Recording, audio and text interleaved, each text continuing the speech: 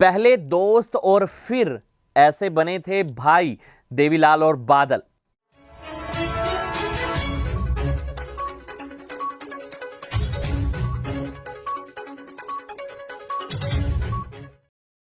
नमस्कार, मैं गौरव और आप देख रहे हैं एन1 लाइव हरियाणा।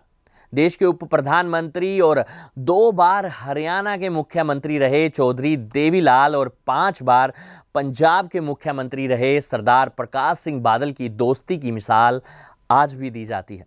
70 के दशक में शुरू हुआ था इनकी दोस्ती का सफर, जो ताउम्र जारी रहा।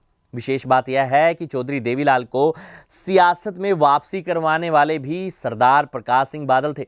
चौधरी देवीलाल ने आज से करीब 48 साल पहले रोहड़ी से उपचुनाव लड़ा, उपचुनाव में जीत हासिल की और फिर उसके बाद वे 19 महीने तक आपातकाल के दौरान जेल में रहे।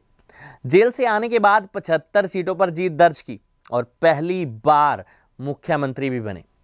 हरियाणा की राजनीति के सबसे बड़े किरदार रहे हैं चौधरी देवीलाल और पंजाब की सियासत के स्तंभ प्रकाश सिंह बादल की दोस्तों की ये बड़ी है कहानी। जी हाँ, बड़ी अनूठी और रोचक कहानी है ये। राजनीति से सन्यासी हो गए थे देवीलाल, तभी बादल उनको राजनीति में वापस लाए। आज से करीब 52 वर्ष पहले एक रोचक राजनीतिक घटनाक्रम के बाद बादल व देवीलाल दोस्त बने। इस दौरान 1975 में बादल के कहने पर देवीलाल ने रोहड़ी का उपचुनाव लड़ा।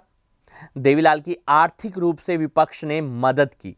जी हां, उस समय प्रकाश सिंह बादल ने अपनी बैंक की खाली चेकबुक देवीलाल के सामने रख दी।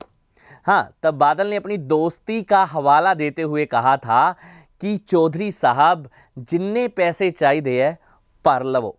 इसके बाद तो देवीलाल ने रोहड़ी का चुनाव जीता और राजनीति में वापसी की। दोस्त बनने के बाद बादल और देवीलाल कई बार जेल में एक साथ रहे। दोनों ने राजनीतिक रूप से संघर्ष किया और दोस्त बनने के बाद पगड़ी बदल भाई भी बन गए।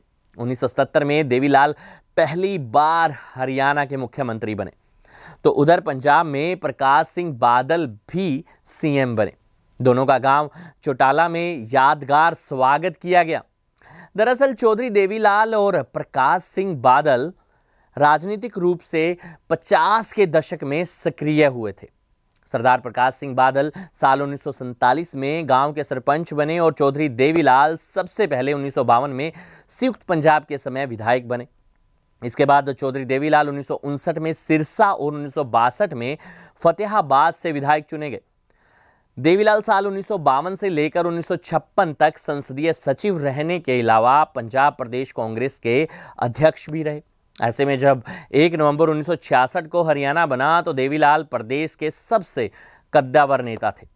1971 में कांग्रेस से उन्होंने किनारा कर लिया और 1972 में उन्होंने तोशाम व आदमपुर 2 जगहों से चुनाव लड़ा।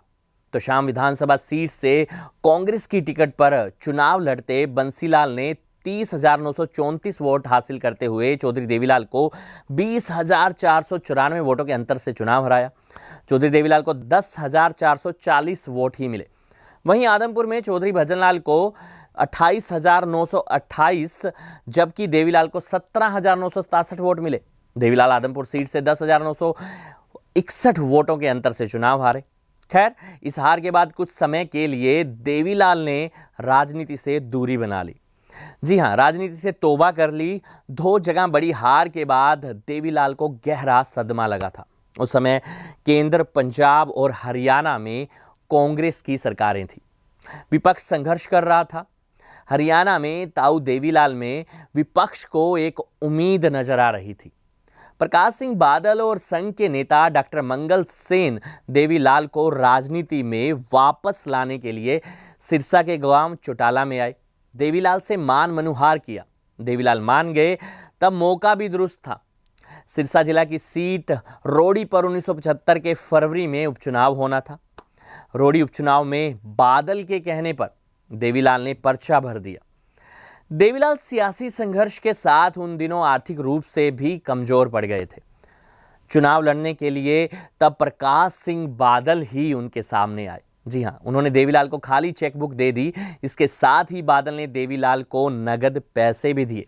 इसके बाद किसानी के मुद्दे को लेकर देवीलाल प्रदेश के कोने कोने में गए। देवीलाल ने आंदोलन चलाया और इसी दौरान उन्हें गिरफ्तार कर लिया गया। काफ़ी समय तक अंबाला की जेल में भी वो रहे और 4 अक्टूबर 1973 को देवीलाल पंजाब एवं हरियाणा हाई कोर्ट के आदेश पर जेल से रिहा हो गए। हरकिशन कंबोज के निधन के बाद 1975 में रोहड़ी में उपचुनाव हुआ। रोहड़ी के उपचुनाव में ताऊ देवीलाल ने कांग्रेस के खिलाफ विपक्ष के उम्मीदवार थे। खुद चौधरी चरण सिंह ने देवीलाल की मदद की। भारतीय लोकदल का समर्थन उन्हें था। प्रकाश सिंह बादल ने तो उन्हें अपनी खाली चेकबुक देते हुए कहा कि चौधरी साहब जितने पैसे चाहिए आप ले लो। ये वो दौर था जब जनसंघ के मंगल सेन भी देवीलाल के समर्थन में आए। देवीलाल ने रोहड़ी का उपचुनाव जीता। जी हाँ, जून 1975 से जनवरी 1977 तक इमरजेंसी में देवीलाल और प्रकाश सिंह बादल दोनों 19 महीने जेल में रहे। 1977 के विधानसभा चुनाव में देवीलाल के नेतृत्व में जनता दल ने 90 में से 75 सीटों पर जीत दर्ज की। 21 जून 1977 को देवीलाल पहली बार मुख्यमंत्री बने।